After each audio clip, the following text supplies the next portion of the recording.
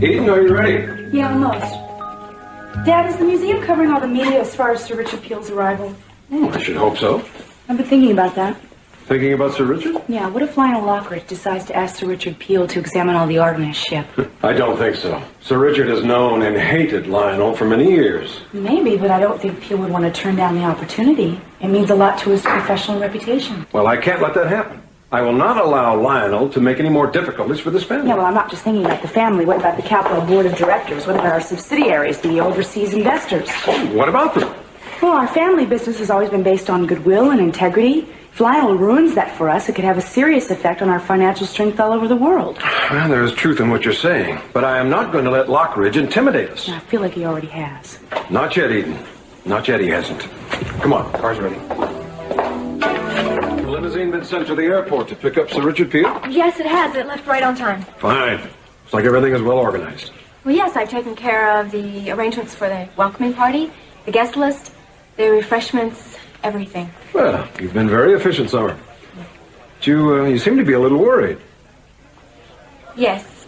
Well, you see, I just found out that Lionel Lockridge is still scheduled to give a lecture here at the museum. At the same time, we are welcoming Sir Richard Peel. Oh, no. Yes, at 11 o'clock.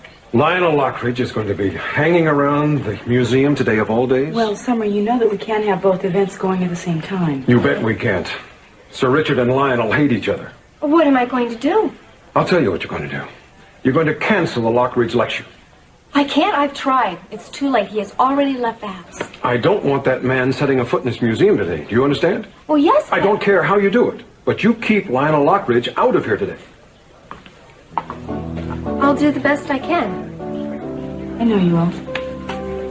Yes, of course, and I think I can speak for the whole board when I say that we're very proud to have Sir Richard Peel visit our museum. Lionel, I thought your lecture was canceled. Yes, it does seem the wisest move, doesn't it? You know, I wouldn't want to put a crimp into your daddy's day. Oh, wouldn't you? Frankly, Eden, I must admit that you put a crimp into my wife's day. Really? Yeah, my wife nearly disowned me because of our little adventure on the high seas. Well, you and I both know that she has nothing to worry about. Augusta might tend to disagree with that. She's a little sensitive about such things. Oh, really? I thought your life was rather idyllic. After we've finished discussing my life, we might talk about how fulfilling your life is. My life is none of your concern. Your life is always a concern of mine. Well, this has been really amusing, if you'll excuse me. You want fun? Listen, stick around. It could get more amusing. More amusing? Sure. As the man said, you ain't seen nothing yet.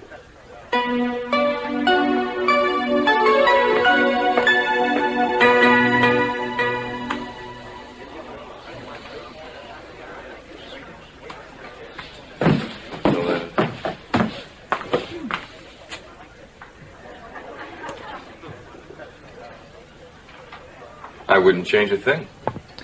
I'm greatly reassured. You should be. I'm a bit confused. Is this Bowman Hall? Sign says. Then you must be a museum guard. No. Don't let the uniform fool you. I'm actually a chauffeur. Among other things. Isn't it a little unusual for a chauffeur to be reading a financial paper? I like the comics. Are you here for the Lockridge lecture? Who? Lionel Lockridge, the well-known art expert. Oh, sorry. I don't recognize the name. Oh. Pity. Thank you for your interest. Now, if you'll excuse me, I have much to do. Oh, would you care to comment on the forthcoming salvage operation being made by Lionel Lockridge? Please, no more questions. This occasion is for the museum, and I don't want to speculate on any personal matters. Thank you. Excuse me. Yes. I'm Elizabeth Peel, Sir Richard Peel's daughter. Miss Peel, how do you do? I'm C.C. Capwell. How do you do? We're eagerly awaiting your father, but forgive me, we didn't realize that you were going to accompany him. I'm very sorry to be the bearer of unhappy news, Mr. Capwell, but my father has suddenly taken ill. I hope it's not serious. It is serious enough to prevent him from coming. However, he is recovering satisfactorily. Thank you. Well, I'm glad to hear that. But I'm afraid our board is going to be very disappointed. We'll have to tell everyone that your father's lectures are canceled. Oh, but there's no need to cancel. Well, you said your father was My ill. father sent me, Mr. Capwell. I'm equally qualified, and I brought all of his notes, so, you see, I will take my father's place at the lectures. Well, it's wonderful that you're able to take over your father's lectures. I'm very sorry I wasn't able to notify you. No, that's quite all right. I understand. Miss Peel, would you mind posing with Mr. Capwell for a few pictures? I'd be enthralled.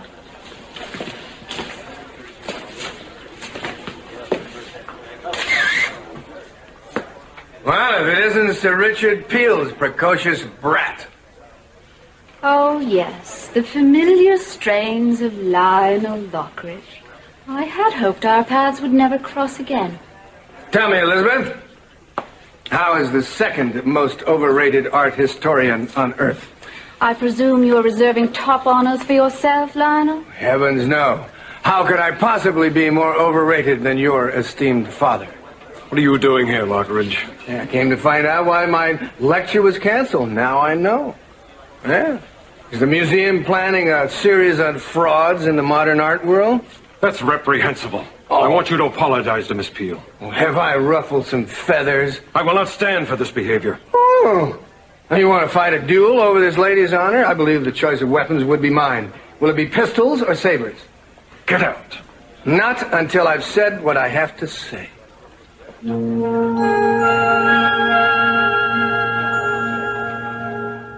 I remember when you were a child on your father's knee. You were an obnoxious, self-centered, And I remember when you were a house guest and drank all my father's brandy. Tell me, Elizabeth, why did your father send a woman to do a man's job? Perhaps because the woman is better qualified than most of the men he knows. Well, now, that doesn't say much for Sir Richard Peel's judgment, Oh, does it? but the whole world would disagree with you, Lionel. Then it usually does. Your father is, forgive me, a barely competent painter, an incompetent art historian who hides behind his English accent in order to receive lucrative invitations to lecture. It's galling, isn't it, not to have them knocking down your door with invitations. I don't have to lecture to make my bread. I do it for fun, not profit. Oh, how fortunate. Otherwise you might starve. I could go on like this forever, Elizabeth, but folks, I really don't want to destroy this lady's one moment of glory. Oh, not at all, Lionel. The pleasure's been all mine. You're staying at Cece's Royal Suite in the Capwell Hotel? No, she is spending the time here in my home as an honored guest. Good. The service in the hotel is shabby. I'm sure you'll be much happier with Cece at his home, since you two are so much alike. You both love blowing your own horns. Wait a minute, Mr. Lockridge.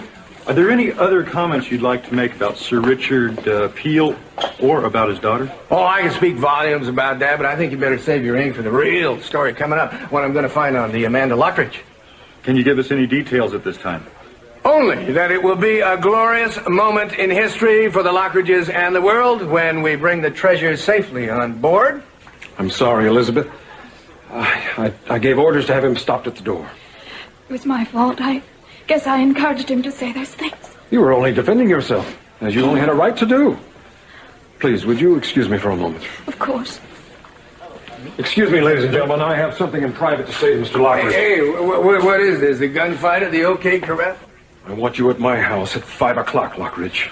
We've got some things to settle. I wouldn't miss it for the world.